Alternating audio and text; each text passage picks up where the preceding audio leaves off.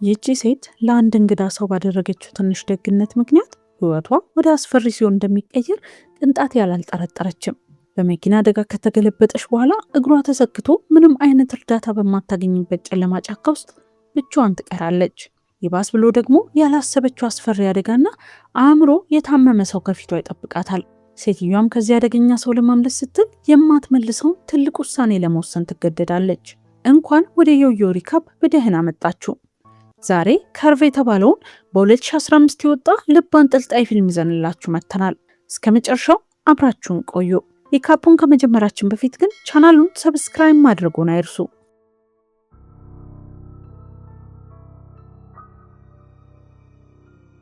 ታሪኩ የሚጀምረው በበረሃማ ቦታ ላይ ነው። ማሎሬ የምትባል ሴት መኪናዋን እየነዳች ትሄዳለች። ከሳምንት በኋላ የምታገባ በመሆኑ ለሰርጓ ዝግጅት ከከተማ ወጥታ ወደ እህቷ ቤት እያመራች ነው። ሆኖም ግን ከሳምንት በኋላ ማግባቷን ማመን ስላልቻለች ለሰርጉ ምንም አይነት ጉጉት አልነበራትም። መንገድ ላይ ሳለች እህቷ ኤላ በቪዲዮ ደውላላት ማውራት ትጀምራለች። እህቷን በእውነት በፍቅር ላይ መሆኗንና በውሳኔዋ መደሰቷን ማረጋገጥ ስለምትፈልግ ገና የአውሮፕላን ትኬት እንዳልቆረጠች ትነግራታለች። እሷም ደስተኛ እንደሆነች በሐሰተኛ ድምፅ ተናግራ ስልኩን ትዘጋዋለች። እንዲሰማት ያደረጋት ምን እንደሆነ ግን አይታወቅም። በሐሳብ ተውጣ በብቸኝነት በተሞላው መንገድ ላይ እየነዳች ሳለ ከአውራ ጎዳናው ላይ ወጥታ ወደ አንድ የአገልግሎት መንገድ ትታጠፋለች። ወደምትሄድበት ዴንቨር መንገድ ለማሳጠር በማሰብ ያንን መንገድ ብትመርጥም መንገድ ላይ መኪናዋ በመበላሸቱ ጉዞ ይቋረጣል። ሞተሩን ለማስነሳት የተቻላትን ብትሞክርም ሊሳካላት አልቻለም። ማሎሬ አሁን ሙሉ በሙሉ ገለልተኛ በሆነ ቦታ ላይ ብቻዋን ትቀራለች። ከዚህ በተጨማሪ ምንም አይነት የስልክ ኔትወርክ ስላልነበረ እርዳታ መጠየቅ አልቻለችም። የመጠጥ ጣሳ ልትከፍት ስትል ፈንድቶ ልብሷን ያረጥበዋል። በመኪናው ያለ ወንበር ላይ ልብሷን እየቀየረች ሳለ በድንገት አንድ ሰው ያስደነግጣታል። ሰውየው ክርስቲያን ይባላል። የተቸገረችውን ሴት አይቶ ያዝንላትና ወዲያውኑ መኪናዋን ማስተካከል ይጀምራል። እንደ እድል ሆኖ ሰውየው የሚያደርገውን የሚያውቁ በመሆኑ ችግሩን በቀላሉ ይቀርፈዋል። እሷም ምስጋና አቅርባ መንገዷን ትቀጥላለች። እየነዳችም ሳለ ሰውየው በእግሩ ይጓዝ ስለነበርና መኪናዋን ስለሰራላት ቢያንስ በመኪናዋ ይዛው መሄድ እንዳለባት ታስባለች። በመሆኑም መኪናዋን አቁማ እንዲገባ ትጋብዘዋለች። ወደ መንገዱ ሲመለሱ ክርስቲያን ዝም ማለት የማይችል ሰው እንደሆነ እንረዳለን። ራሱን ለማሞገስና እሷን ለመማረክ ያወራል። በዚህ መሃል እንግዳ ባህሪ በማሳየት እድል እንዴት እንዳገናኛቸውና እንዲህ መሆን እንደነበረበት ይናገራል። ማሎሪ በንግግሩ ተሰላችታ መኪናዋን አቁማ እንዲወርድ ብትነግረው እሱ ግን በቀላሉ የሚታዘዝ ሰው አልነበረም። በፍጥነት ቢላዋ አውጥቶ ያስፈራራታል። አሁን ከመንዳት ውጪ አማራጭ አልነበራትም። ሕይወቷን ለማዳንና ከዚህ ባለጌ ለመላቀቅ ስታስብ የደህንነት ቀበቶ እንዳላሰረ ታስተውላለች። በመሆኑም በቻለችው ፍጥነት በመንዳት መታጠቢያው አጠገብ ያለውን የመንገድ መከላከያ ገጭታ አብራው ትገባለች። መኪናው ሲገለበጥ በመኪናው ውስጥ ተዘቅዝቃ ትቀራለች። ለመውጣት ስትሞክርም እግሯ በወንበሩ መካከል ተሰክቶ ሊንቀሳቀስ አልቻለም። እሱ ግን የደህንነት ማሰሪያ ስላላሰረ ከመኪናው ውጪ ተወርውሮ ራሱን ስትወድቆ ነበር። ቢጎዳም ነገር ግን እንደ ማሎሪ አልነበረም። በተሻለ ሁኔታ ላይ ስለነበር ሲነቃ ወደ እሷ ሄዶ እግሯ እንደተሰካ ያያል። ከዛ ምስኪኗን ሴት ተዘቅዝቃ እንደታሰረች ትቷት ከመሄዱና እንድትሞት ከማድረጉ በፊት ራሷን አውጥታ እንድትወጣ ነግሯት ይሄዳል። እሷም ለእርዳታ ከመጮ ውጪ አማራጭ አልነበራትም። አቅራቢያዋ ወንዝ እንዳለ ማየት እንችላለን። ነገር ግን ምሽቱ ቢመጣም የሚረዳት ሰው አልነበረም። ለረጅም ጊዜ በዚያ ሁኔታ ውስጥ ቆያለች። ሌሊቱ ሲጠነክር እየቀዘቀዘ ይመጣል። ሁኔታዋ እየከፋ ይሄዳል። ማሎሪ መኪና ውስጥ ያሉትን አንዳንድ ልብሶች አግኝታ በግድ ትለብሳቸዋለች። እንደ እድል ሆኖ የመኪናው ባትሪ ስላልጨረሰ ማሞቂያውን ታበራለች።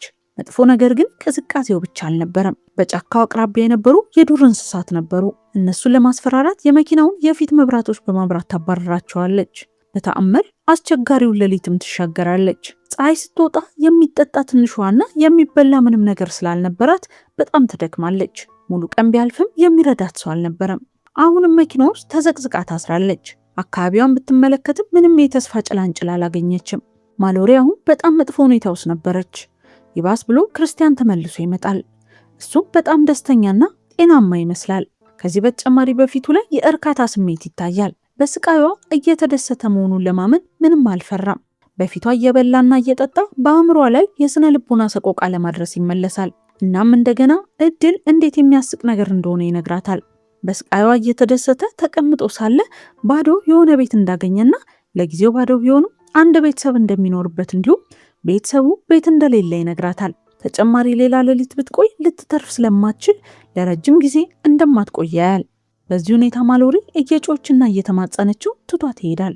ውጭው ጨለማ ቢሆንም እንደ ዕድል ሆኖ መኪናዋ ውስጥ ላይተር ታገኛለች። ብርሃን ለማግኘትና በዚያ ቅዝቃዜ ሌሊት ትንሽ ሞቅ ለማለት ታበረዋለች። ቆይቶም በዛው እንቅልፍ ይወስዳታል። ግን ለረጅም ጊዜ አይደለም። በሰውነቷ ላይ አይጦች ሲሄዱ ደንግጣ ትነቃለች። ከዛም አንዷን አይጥ በጭካኔ ትገድላታለች። በደም ካሰበችበት በኋላ የአይጦቹ መምጣት በእርግጥም መጥፎ አልነበረም ብላ አይጧን ትበላታለች። በሚቀጥለው ቀን የስልኳ ጥሪ ሲደወል ትነቃለች። ይህ ባለው ሁኔታ ለእሷ ሊፈጠር የሚችል ምርጥ ነገር ነበር። ወደ አእምሯ የመጣው ብቸኛው ነገር ተስፋ ነበር። ሆኖም ስልክ ከመደወሏ በፊት ክርስቲያን እንደገና ሲመጣ ወዲያውኑ ስልኳን ትደብቃለች። እሱም እንደገና ስለ ቤቱ ማውራት ይጀምራል። በቤት ውስጥ ይኖሩ የነበሩት ቤተሰቦች ተመልሰው ሲመጡ በራሳቸው ቤት ውስጥ አስሯቸው እንደመጣ ይናገራል። በመቀጠልም እርሱን መፍራት እንደሌለባትና አሁን ከዚያ እንድትወጣ ሊረዳት እንደሆነ ይነግራታል። የመጀመሪያ ያደረገው ነገር ስልኳን ከእርሱ እየደበቀች እንደሆነ ሲያቅ ነጥቆ መውሰድ ነው። በመቀጠልም መጋዝ ይሰጣታል። መጀመሪያ መጋዙን ተጠቅማ የመኪናውን በር መቁረጥ እንደማትችል ስትነግረው ትክክል እንደሆነችና ነገር ግን መጋዙን የሰጣት ለዚህ አልነበረም። መጋዙን የሰጣት እግሯን ቆርጣ እንድትወጣ እንደሆነ ይነግራታል። ይህ ብቸኛው አማራጭ እንደሆነና አሁኑኑ ካላደረገችው ልትሞት እንደምትችል አስረድቷት እንደገና ብቻዋን ትቷት ይሄዳል።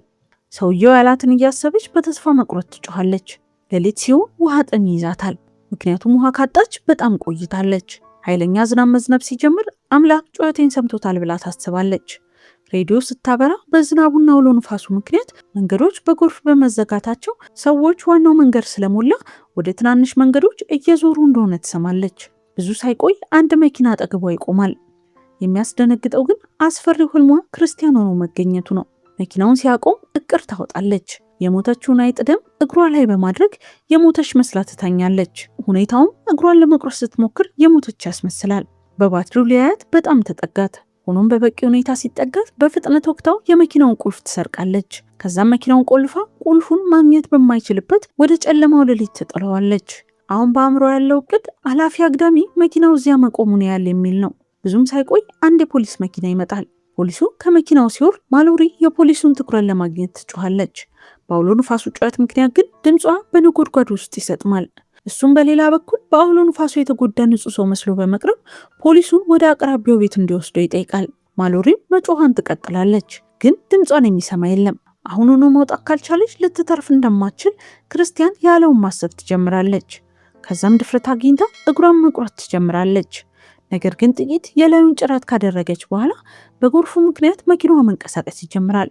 መኪናው መውደቅ ሲጀምር በሩ ተከፍቶ እግሯ ነፃ ይወጣል።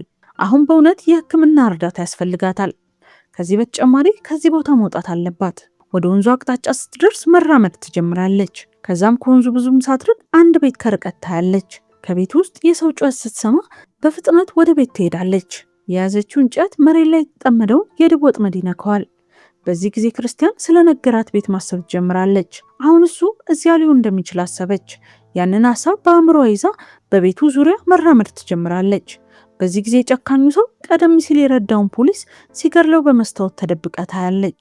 እናም የፖሊሱን ኬቲ የምትባል ልጅ ታጋች አድርጎ ይዟታል። እሷን በቀስታ ተደብቃ ወደ ቤቱ ስትገባ ሰውየው የቤቱን ባለቤቶች በሙሉ እንደገደላቸው ታያለች። ከዛም በፍጥነት የፖሊሱን ጠመንጃ ትወስዳለች። ቀጥሎ በስውር ገብታ ልጅቷን ነፃ ለማውጣት ትሞክራለች። በዚህ ጊዜ እሱ የፖሊስ ዩኒፎርሙን እየለካ ነበር፣ ምናልባትም ለቀጣይ እቅዱ እየተዘጋጀ። ብዙ ሳይቆይ የክርስቲያንን የእግር ድምፅ ሰምታ ያ እብድ ሰው ከመምጣቱ በፊት ከበሩ ኋላ ትሸሸጋለች። ከዚያም የፖሊሱን ጠመንጃ በማንሳት ጠመንጃውን ደቅና ቢንቀሳቀስ እንደምትተኩስበት ትነግረዋለች።